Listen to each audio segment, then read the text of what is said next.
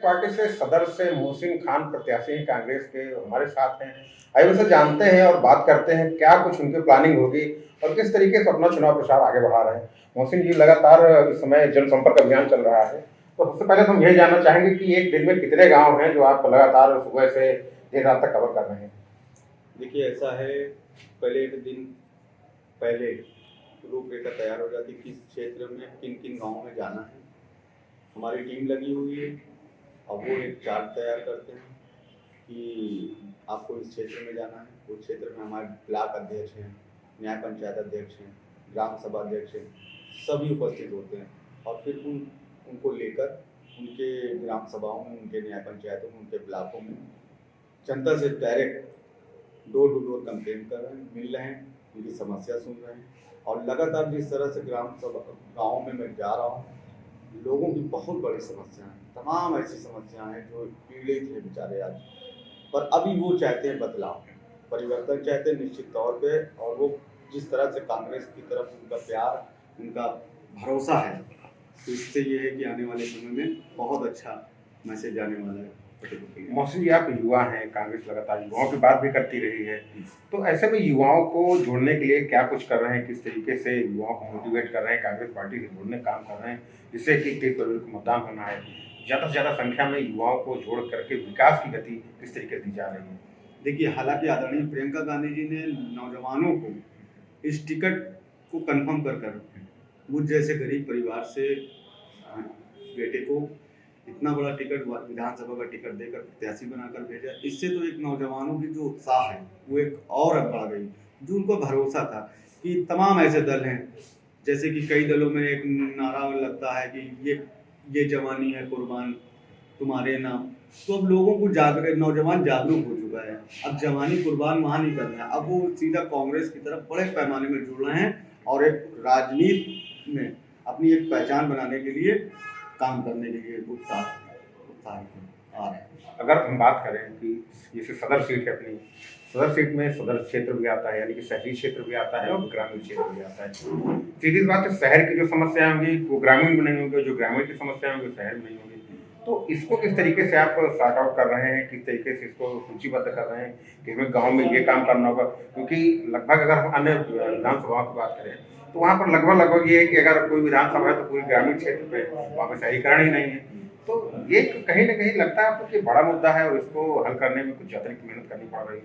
देखिए, काम करने वालों के लिए कुछ बड़ा नहीं होता। अगर आपका एक विश्वास, जनता एक विश्वास अगर आप पे बड़ी उम्मीद से वोट करती है, अगर आप उस विश्वास को कायम रखते हैं और काम करने की आपके अंदर क्षमता है और आप लोगों के लिए काम करना चाहते हो, तो निश्चित तौर पे कोई काम बड़ा नहीं होता। मेरा मानना ये कि आपको पहल करनी पड़ेगी, क्योंकि कब तक आप गुमराह करेंगे और हवा में चुनाव जीतने की कोशिश करेंगे। जनता को गुमराह नहीं किया जा सकता। अब जनता जागरूक हो चुकी है और जनता मुद्दे की बात कर रही है। जनता कह रही है कि हमारी जो बात करेगा हम उसके साथ खड़े हैं। आदरणीय प्रियंका गांधी जी लगातार हर वर्ग को, समाज के हर वर्ग के साथ इतनी अच्छी चीज़ें, प्रतिज्ञाएं ली गई कि जैसा कि नौजवानों के लिए 20 लाख सरकारी नौकरियां, किसानों के लिए कर्जा माफ, हमारी बहनों के लिए स्मार्टफोन, स्कूटी, तो तमाम ऐसी योजना, हमारी माताएं जो बहनें जो घर गृहस्थी चलाती हैं उनके लिए 3 गैस सिलेंडर फ्री, गरीब परिवारों को 25,000 की आर्थिक मदद।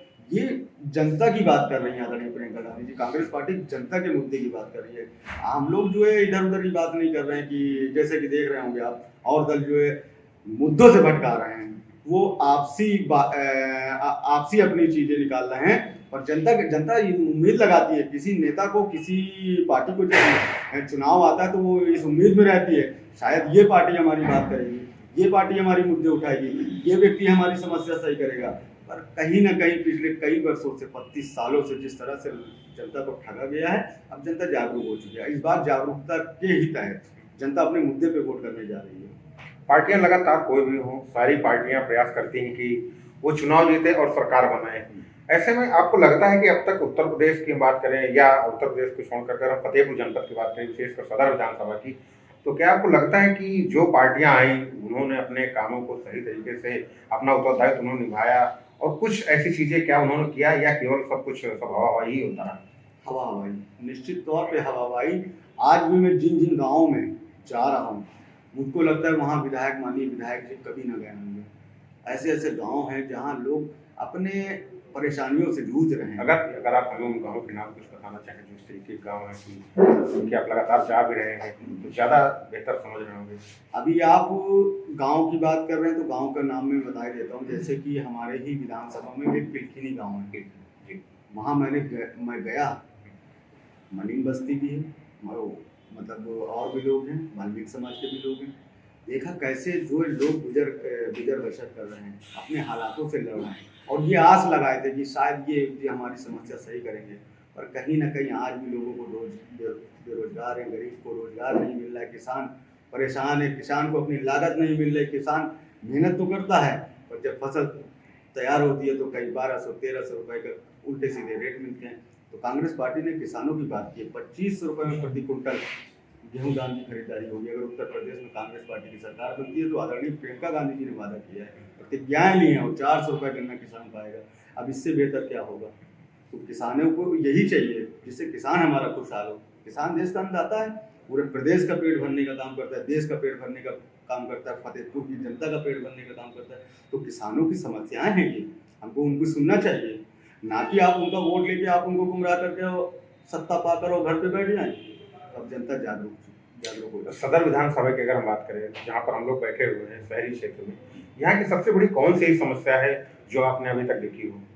शहरी क्षेत्रों की अगर बात करें तो शहरी क्षेत्रों में सबसे अहम मुद्दा जो है, जैसे बारिश के मौसम में आप देखते होंगे पूरा शहर लबालब पानियों से भर जाता है।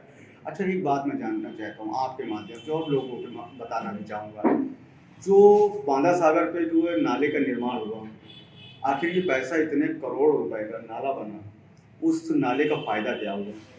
अब वो बताते हैं कि ये नाला का कोई ठीक नहीं है, अब नाला जो है और पीछे जाएगा। तो पैसा बर्बाद किसका हुआ? जनता का पैसा हुआ, खून पसीने से लोगों का कमाया हुआ जो टैक्स देते हैं लोग, उस पैसे की बर्बादी हुई। इनको कोई जवाब देने वाला है? सत्ता ना सत्ता ने जवाब दिया, ना विधायक जी ने कोई जवाब दिया। ये पैसा जनता का है। पैसा मेरा मानना है ऐसी जगह लगे, ये जनता का पैसा है, ताकि एक बार पैसा लगे और सही जगह लगे और उन समस्याओं का समाधान हो सके। आज पानी की निकासी फिर भी इतने नाले बन गए, नाले पे नाले बन रहे, नाले पे नाले बन रहे, इतने में तो सीवर लाइन पड़ जाती है। मेरा मानना है जितना बजट इतने नालों में लगाया गया है। तो कहीं ना कहीं जनता को सिर्फ गुमराह किया जाता है, वोट लिया जाता है, काम खत्म। सरकारें किसी की भी रही हो, केवल अगर मतदान के बाद कहने का मतलब कि कहीं कुछ हुआ नहीं, केवल सिर्फ आश्वासन दिए जाते हैं। बिल्कुल बिल्कुल, निश्चित तौर पे आश्वासन दिया जाता रहा है। गरीब हो चाहे मजदूर हो, आज मजदूर गरीबों की बात कर लें तो राशन कार्ड का मुद्दा देख लीजिए आप। गरीबों को जो गल्ला मिलता है कहीं ना कहीं जो है वो भी बहुत बड़ा समस्या है। जिस तरह से गरीबों को जो है संघर्ष करना पड़ता है, गरीब वो राशन को प्राप्त करने के लिए सुबह से लाइन लगवा लेते हैं कोटेदार, और जो है घंटों जो है खड़ा रहता है व्यक्ति, जो है सुबह का गया हुआ व्यक्ति दोपहर को 2 बजे आता है। मतलब इंसान है भाई। सरकार जब ऐसी सुविधा, आप ऐसी हालातों को क्यों नहीं सही कर रहे हैं, व्यवस्थाएं क्यों नहीं सही कर रहे हैं? तो बहुत सारी समस्याएं हैं। और जब गल्ला मिलता भी है तो कहीं ना कहीं कुछ कमी बेसी भी होती है लोगों की, ये तो आप सभी जान। ये समस्याएं छोटी छोटी समस्याएं हैं, अगर विधायक चाहेगा सही करेगा। ऐसे विधायक मानी विधायक बनने के बाद मेरा मानना ये है कि ये आपकी प्राथमिकताएं हैं, ये छोटी छोटी समस्याएं हैं। आज जनता को जो है न्याय लेने के लिए थानों के बाहर खड़े रहना पड़ता है, चौकियों के बाहर खड़े रहना पड़ता है। जनता को न्याय कौन दिलाएगा? मेरा मानना ऐसी व्यवस्था होनी चाहिए कि ये जो हमारे पुलिस प्रशासन के अधिकारी हैं, ये किनकी सेवा के लिए हैं? जनता की सेवा के लिए। इनको इस बात की सैलरी दी जाती है कि आपको जनता की सुरक्षा करनी है, जनता की सेवा करनी है। और वहीं उसी थाने में चाहे महिला, अभी आपने देखा होगा हाल ही के दिनों में एक महिला को जो सुना था मैंने थाने में पुलिस द्वारा मारा पीटा, जिसका वीडियो भी वायरल हुआ था। ये समस्याएं हैं, जनता जो त्रस्त है पूरी तरह। इसी सरकार में आपने देखा होगा हाथरस की बेटी के साथ क्या हुआ, उन्नाव की बेटी के साथ क्या हुआ। तो कहीं ना कहीं सरकार अपने प्राथमिकताओं से पीछे हट गई। जो उनको काम करना था वो नहीं किया उन्होंने। जो जनता के मुद्दे थे उन मुद्दों की बात है, नौजवानों के जो रोजगार की बात थी उसकी बात नहीं थी, किसानों की खुशहाली की बात थी, आय दोगुनी करने की बात थी, वो भी नहीं हुआ। मौसी एक चीज़ और भी जानना चाहेंगे, अगर आप विधायक बनते हैं सदर विधानसभा से तो आपकी क्या प्लानिंग होगी? ये तो आपने जो बताया कि प्रियंका जी ये कर रही हैं, प्रियंका जी वो करेंगे, उन्होंने प्रतिज्ञा भी ली, सरकार अगर बनती है तो ये सारी चीज़ें तमाम चीज़ें लागू होंगी। लेकिन अभी आपने कई ऐसे मुद्दे भी बताए कि यहाँ पर इस भूमिका से लोग हट गए। उनको अपनी भूमिका जब करने की बात आई तो वो लोग वहाँ पे अपने आप को रिजर्व नहीं कर पाए। तो इन चीज़ों से कैसे आप निपटेंगे? क्योंकि विधायक बनने के बाद बहुत सी चीज़ें होती हैं, आपका कार्यक्षेत्र भी बढ़ता है, आपकी दिनचर्या भी बदल जाती है, जिससे आप रोज़ मिल रहे हो उससे नहीं मिल पाए। तो ये पूरा चेंजमेंट जो पूरा परिवर्तन आता है, इसको मैनेज किस तरीके से करेंगे आप? देखिए ऐसा है, अगर ये बात कहें कि विधायक बनने के बाद क्षेत्र भी बढ़ जाता है, ये तो बात बिल्कुल सत्य है। मेरा मानना ये है कि जनता के बीच में आप जब रहकर काम करेंगे, उनकी समस्या सुनेंगे, लगता क्या है भैया, आप जब जनता को पता चल जाता है कि विधायक जी हफ्ते में 3 दिन बैठेंगे या 2 दिन बैठेंगे, तो जनता बड़ी उम्मीद से आएगी और आएगी तो निश्चित तौर पे हमारी टीम होगी। अकेले विधायक जी थोड़ी ना करेंगे, विधायक जी के साथ टीम होंगी जो बाकायदा जनता की हर एक समस्या के लिए उनकी सुनी जाएगी। उनको जिस विभाग का मामला होगा वहाँ लेटर जारी किए जाएंगे, उसके बाद उनसे रिपोर्ट भी ली जाएगी कि आखिर इस एप्लीकेशन में आपने कार्रवाई की तो क्या की, अवगत कराएं। इस तरह की व्यवस्थाएं हम करेंगे, पूरा प्लान है हमारे पास, कोई हवा में चुनाव नहीं लड़ने यहाँ पे। बिल्कुल, तो आपने सुना कि इनके पास किस तरीके की प्लानिंग है। प्लानिंग में ये है कि अगर विधायक बनते हैं तो जो भी समस्याएं होंगी उन सभी के लिए टीम बनाई जाएगी। उन टीम के अंतर्गत जिस विभाग का मामला होगा उस विभाग से पत्राचार किया जाएगा, फीडबैक लिया जाएगा और उस फीडबैक के आधार पर जो भी शिकायतकर्ता होगा उसकी पूरी तरीके से सुनवाई का निस्तारण भी किया जाएगा। कुल मिलाकर के बात कही जाए तो पूरा मामला है कि विधायक बनने से लेकर विधायक की प्रक्रिया तक मोहसिन लगातार मेहनत कर रहे हैं, लोगों के बीच जा रहे हैं, लोगों से संपर्क कर रहे हैं, उनकी समस्याओं को सुन रहे हैं, अपने विचार बता रहे हैं, पार्टी की नीतियों बता रहे हैं। यानी कि अगर कहा जाए कि एक पूरा मंथन किया जा रहा है। अब देखने वाली बात यह होगी इस मंथन का निचोड़ 10 मार्च को क्या निकल के आता है। फतेहपुर से डेली इंसाइडर के लिए आशीष सिंह। यूपी और देश दुनिया की तमाम ताजा तरीन खबरों के लिए आज ही गूगल प्ले स्टोर से इंस्टॉल करें हमारा तेजी से उभरता न्यूज ऐप डेली इंसाइडर।